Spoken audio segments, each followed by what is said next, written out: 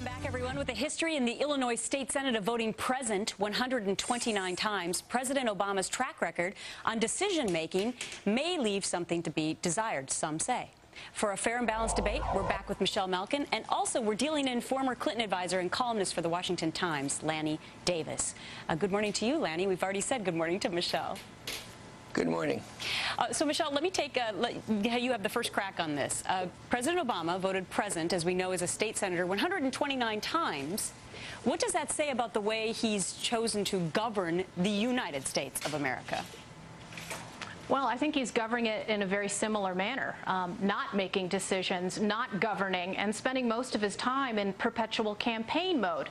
I think also the parochial nature of how he has run the White House, certainly the latest Olympics debacle, was an example of him doing the bidding of his hometown cronies instead of putting as a priority foreign policy in the war in Afghanistan. The amount of time that he spent, 25 minutes, with General McChrystal, as opposed to the many hours, countless hours that have been spent lobbying for the Olympics since the beginning of the year, the creation of a special office, et cetera, et cetera.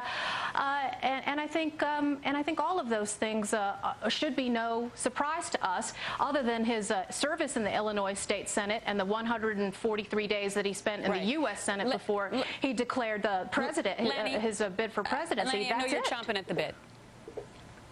Well, I listened to Michelle at a whole bunch of time in the last segment making fun of the Congressional Budget Office when she was taking it seriously when they scored the House bill as adding to the deficit. Now she doesn't take it seriously that this Senate bill reduces the deficit. So the double standard, again, if he hadn't gone to the Copenhagen, the way with every other major head of state, Tony Blair went, every other major head of state was there. If he hadn't gone, the double standard that Michelle applies would be to say he should have gone. So this is a very partisan perspective. I respect Michelle. I like Michelle, but she's very partisan.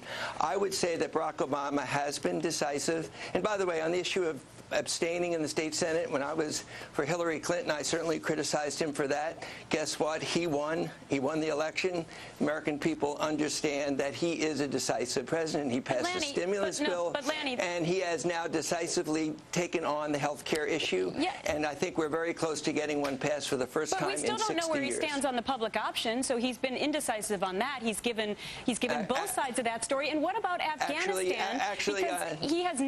He's had that bill in front of he's had that plan in front of him for some time now. He hired the guy to go over there and come up with this plan, and now it appears that he's taking his time to make a decision. You see where the argument comes from, at least, don't you? Actually, Gretchen, I like you too, but you misstate facts, and I can't allow you to misstate facts. What did I misstate? I was trying to explain before you interrupted by saying, excuse me, what did I misstate? He specifically, in front of Congress, endorsed the public option. Go read the speech. That's what you misstated.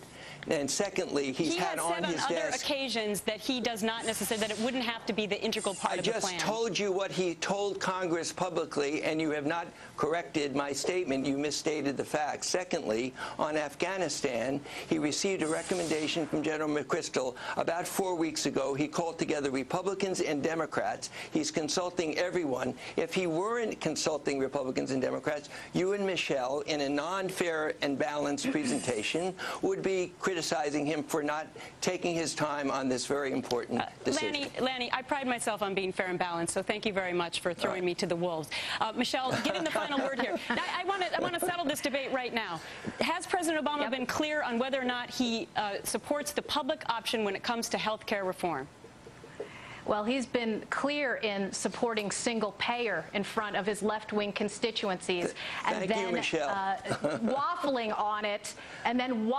on it, in public in his joint addresses to Congress, where Joe Wilson is far closer to the truth than Barack Obama on many of the lies that he's told about the health care policy. Guys, and read the speech on television. We heard it live. Read the speech. I gotta go. Thanks very much, Michelle and Lanny. Let's get the record straight on this fair and balanced network. Right Thank you.